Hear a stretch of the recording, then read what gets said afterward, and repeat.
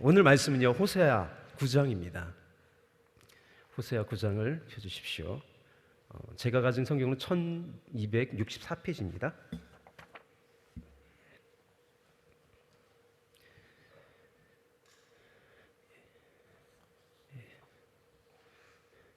교독을 하겠습니다. 제가 먼저 읽겠습니다. 이스라엘아, 너는 이방 사람처럼 기뻐 뛰노지 말라. 내가 행음하여 네 하나님을 떠나고 각 타작 마당에서 음액의 값을 좋아하였느니라.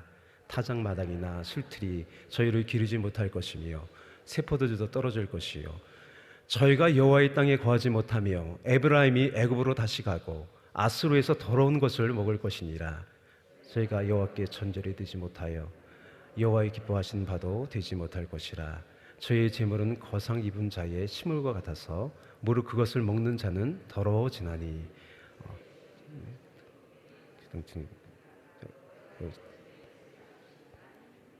아멘. 여기서 거상 입은 자는 거짓된 우상을 섬기는 자를 뜻합니다. 5절입니다. 너희가 명절일과 여호와의 절일에 무엇을 하겠느냐? 보라, 저희가 멸망을 피하여 갈지라도 애굽은 저희를 모으고 노분 저희를 장사하리니 저희의 음보물은 찔레가 덮을 것이요 저희의 장막 안에는 가시덩굴이 퍼지리라. 형벌의 날이 이르렀고 보응의 날이 임한 것을 이스라엘이 알지라.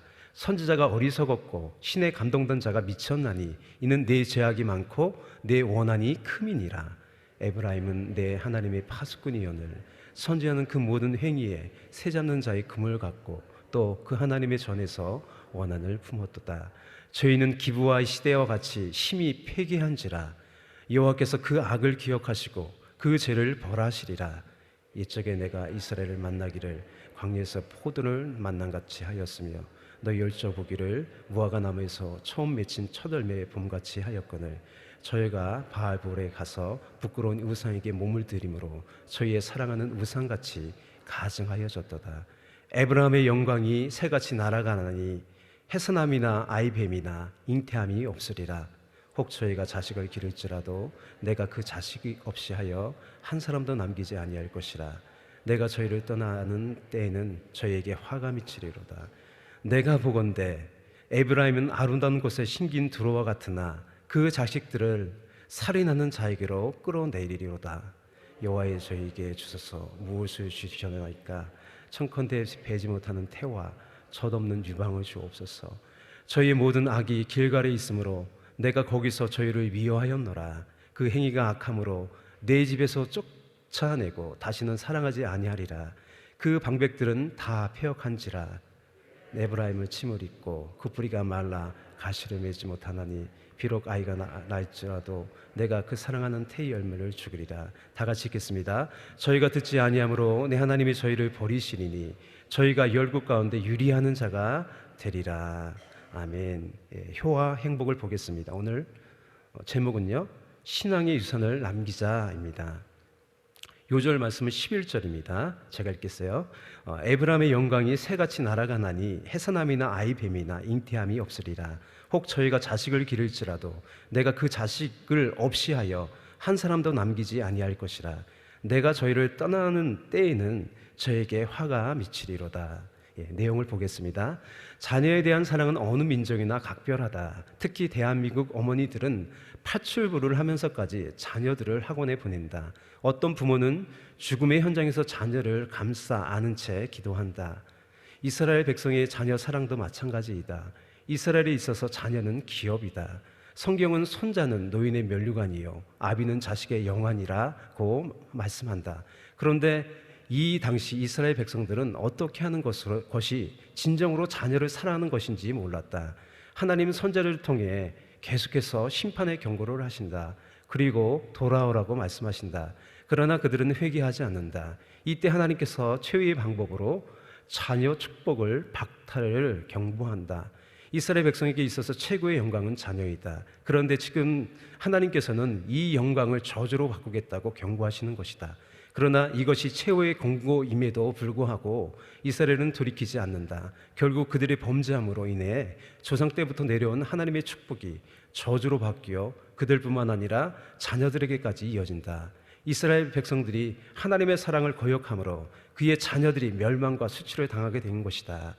세상 사람들은 돈이나 명예로 자녀들에게 유산을 남기려 하지만 그리스도인은 신앙을 유산으로 남겨야 한다. 부나 권세가 자녀들에게 해악이 될 수도 있다. 자녀를 사랑한다면 부모가 먼저 경건의 자리에서 떠나지 않아야 한다. 오직 말씀으로 무장하고 자신을 잘 지켜 좋은 신앙의 유산을 자녀들에게 물려줘야 한다. 아멘. 이 호세아는요, 북왕국 이스라엘에서 출생을 했어요. 딱 이스라엘에서 활동한 선지자가 두 명이거든요. 아모스하고 이 호세아하고 두 명이에요. 다 남유다에서 활동했어요. 이 호세아는요, 여로보암이 이제 왕으로 있을 때 활동을 했습니다. 이 여로보암 시대 때는요, 정치적인 안정이 있었어요. 또 평화를 누렸어요. 하지만 그 정치적 평화와 안정은요, 유일한 야훼 신앙을 버리고 얻은 거예요. 이것은 마치 그런 말 있잖아요. 악마에게 자기 영혼을 팔아서 부와 인기를 얻는 것과 같은 거예요. 이스라엘은요, 우상을 섬기는 주변의 이방 나라와 동맹을 맺었어요. 그들과 교류를 하고 우상을 받아들이고 이러는 거죠.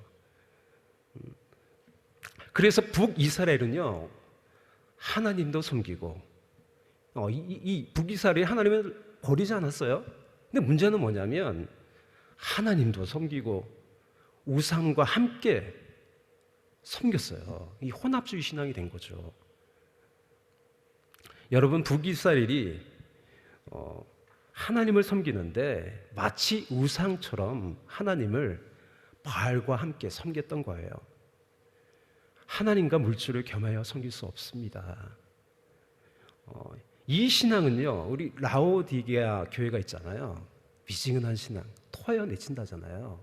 그 신앙하고 같은 거예요. 이것도 섬기고 저것도 섬기고, 눈에 보이는 이익을 위하여 적당히 타협하는 거예요. 적당히 타협하는 것. 이게 하나님을 버린 거죠. 고매가 같은 거예요. 엄연히 결혼도 하고 남편인데도 불구하고 집을 나가서 다른 집에 남자와 살고, 기분 내키면 또 찾으러 가면 못 이기는 척하고 다시 집으로 돌아오고, 고매를 아내로 둔 호세아의 마음이 어떻겠습니까? 하나님도 섬기고 바알도 섬기는 그 고매와 같은 음란한 이스라엘을 보는 하나님의 마음이 어떻겠습니까? 1절을 보겠습니다. 다 같이 읽을게요. 이스라엘아, 너는 이방 사람처럼 기뻐 뛰놀지 말라. 내게 행음하여 내 하나님을 떠나고 각 타작 마당에서 음해의 값을 좋아하였느니라. 이 타작 마당은 추수하는 거잖아요. 풍요를 상징합니다. 그 타작 마당에서 이들이 기뻐 뛰놀지만 그 풍요는 너희 하나님을 떠나 음행으로 얻은 값이라고 하시는 거예요. 여러분 생각해 보십시오. 타협하지 않고 당장 손해보는 것 같더라도 오직 하나님만을 섬기는 사람은 하나님 버리실까요? 그렇지 않아요. 끝까지 보호하시고 지켜주세요.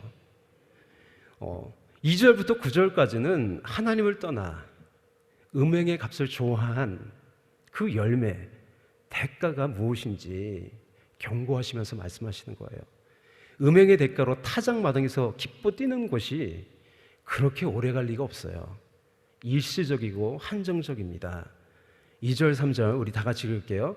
타작마당이나 술틀이 저희를 기르지 못할 것이며 새 포도주도 떨어질 것이요 저희가 여호와의 땅에 거하지 못하며 에브라임이 애굽으로 다시 가고 아수르에서 더러운 것을 먹을 것이니라.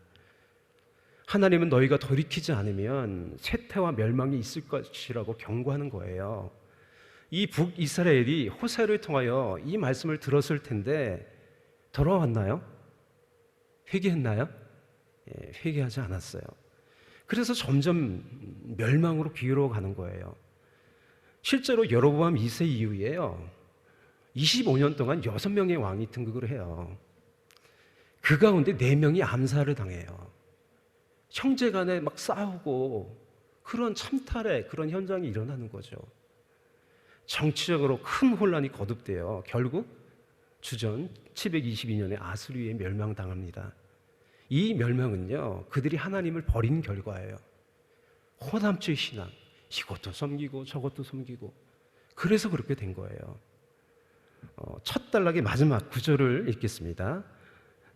저희는 기브와 시대와 같이 심히 패기한지라 여호와께서 그 악을 기억하시고 그 죄를 벌하시리라. 하나님은 북이스라엘을요, 이 기브와의 시대에 빗대어 말씀하세요. 이 기브와의 시대가 어디 있나요? 어디 나와 있나요? 사사기에 있죠. 사사기 마지막 개판이잖아요. 19장에서 21장 길게 나와 있어요. 완전 난장판의 시대죠. 첩을 두는 음란, 레이지파 사람이 첩을 뒀어요. 또 동성애, 살인, 시체를 훼손하고, 또 각 지파가요 이기주의, 그 옹호를 해요. 또 악을 옹호를 해요. 완력을 가지고 싸워요. 결국 어떻게 됐어요? 베냐민 지파와 모든 지파가 이제 동족 간의 전쟁이 일어난 거예요. 그래서 베냐민 지파가 많은 사람이 죽어요. 몇만 명이 죽어요. 베냐민 지파가 거의 사라질 뻔했어요. 이 사사기 19장 처음과 21장 마지막에 보면요, 왕이 없었다고 언급을 하거든요. 앞에도 왕이 없었다고 그러고 뒤에도 왕이 없었다고 그래요. 사사기에서 말하는 진정한 왕은 하나님이세요. 또 사울과 다윗과 같이 왕이 있을지라도요, 그 왕은 하나님이 세우신 왕이죠. 하나님의 대리자라는 거예요.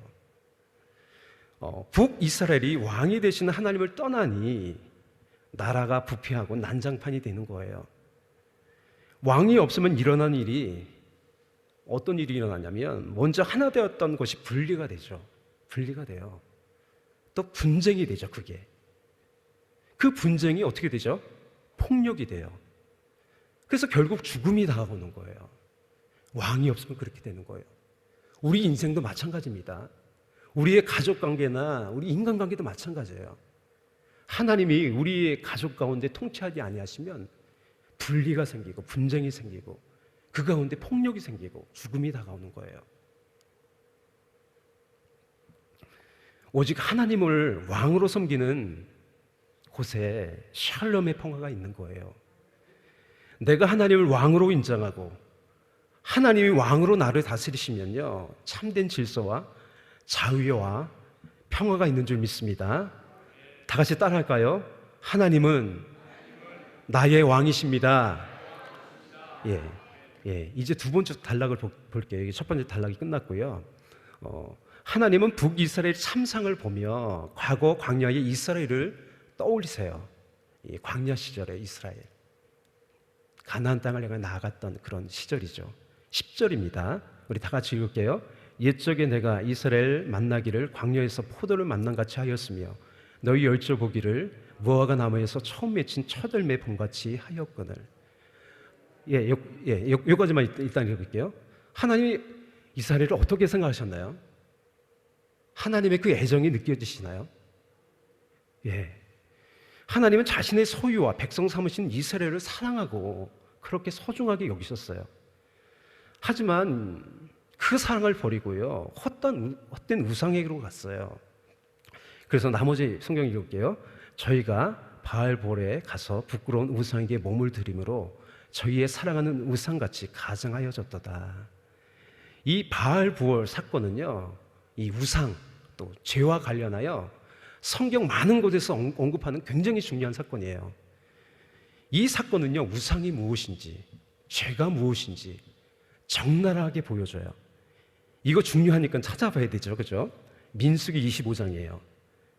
제가 가진 성경으로는 우리 본문을 이렇게 표시를 해주시고 239페이지를 한번 펴십시오. 민수기 25장 1절에서 3절까지 볼게요.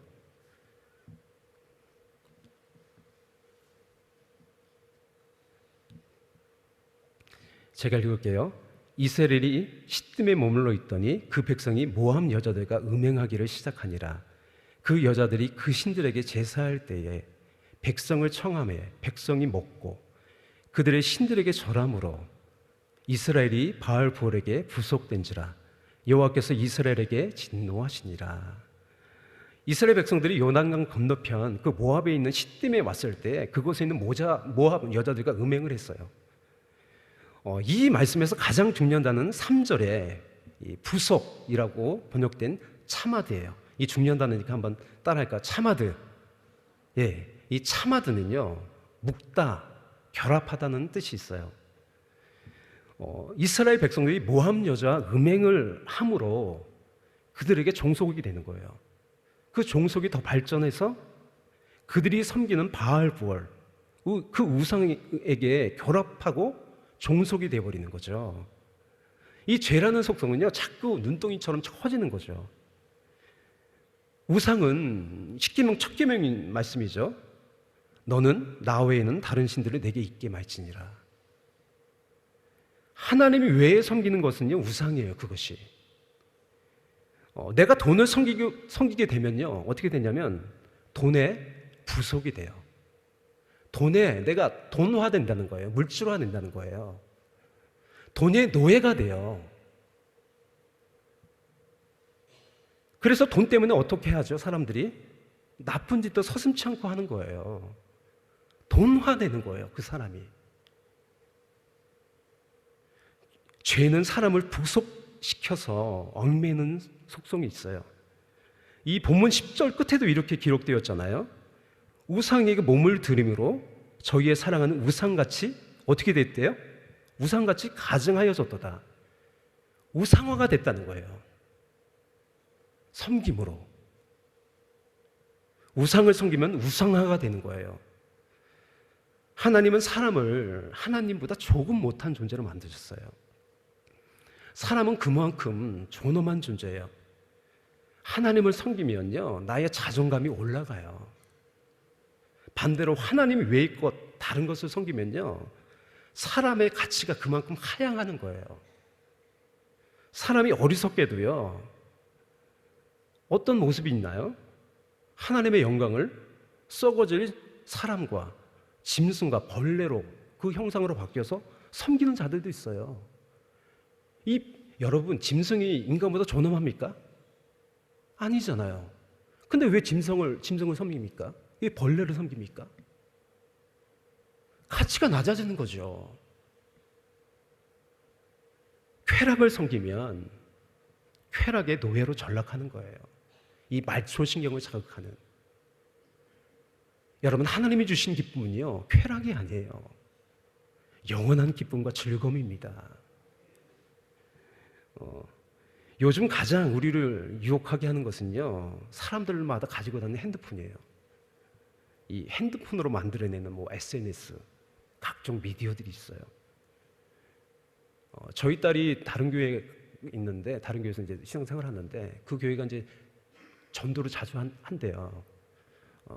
그러면서 어떻게 전도하냐면, 내가 과거에 이런 사람이었는데, 나는 이렇게 변화되었습니다 하고 그렇게 전도한대요.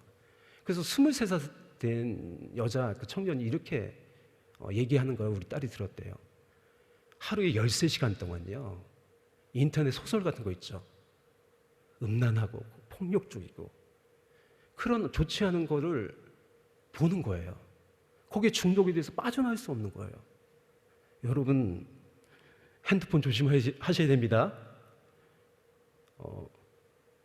날마다 하나님을 가까이 함으로 섬기지 않으면 분별력과 절제력을 상실하여 핸드폰에 부속될 수 있어요. 그래서 제가 오늘 월요일이잖아요. 제가 오늘 핸드폰 꺼는 날이에요. 꺼버려요, 그냥. 그래서 핸드폰에 메시지를 남겨놨어요. 월요일은 연락이 안 됩니다. 처음에는 막 뭐라고 하더만 이제는 저 사람은 그냥 핸드폰 월요일날 끄는 사람이구나. 통제력이 생기는 거죠.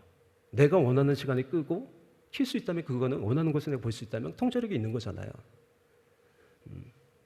우리는 예수님을 주로 섬기고 성령을 따라 사는 의의 종이에요.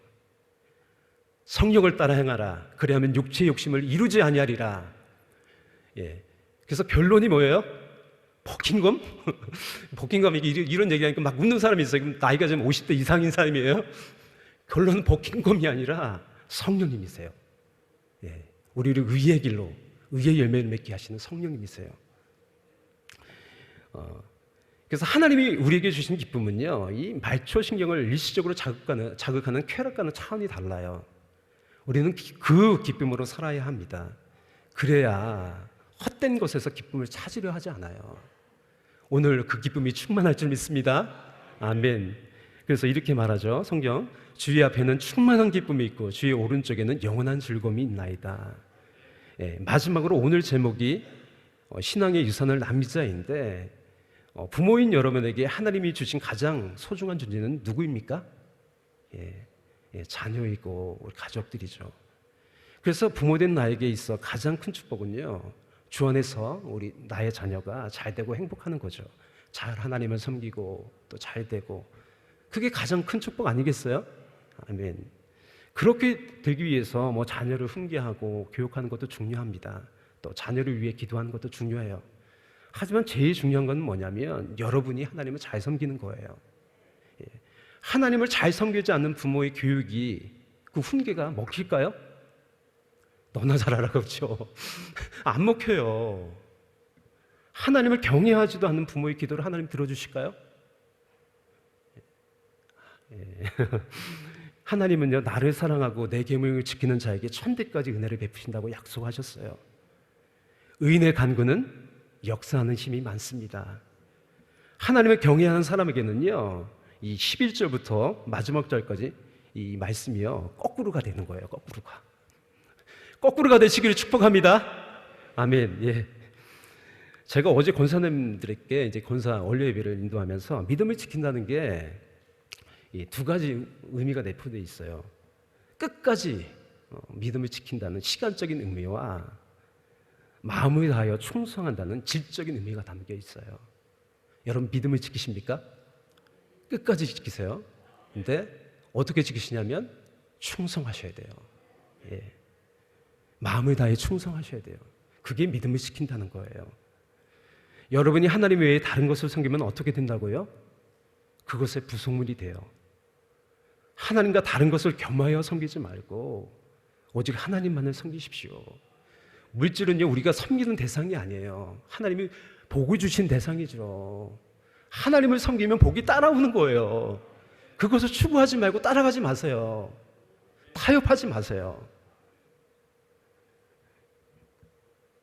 어려움이 있을 수 있겠죠. 그렇지만 날마다 하나님이 주신 충만한 기쁨과 사랑으로 능히 이기고 남는 인생이 되시기를 주님의 이름으로 축복합니다. 여러분의 자녀도 가족도 하나님을 잘 섬김으로 하나님의 복이 임하기를 축복합니다. 아멘. 기도하겠습니다. 하나님, 오늘도 하나님 앞에 서게 하시니 또 앉게 하시니 감사합니다. 믿음과 소망과 사랑을 충만하게 해주시니 감사합니다. 오늘 하루도 주님과 동행하며 주님을 경험하며 사는 복된 하루가 되게 하여 주시옵소서.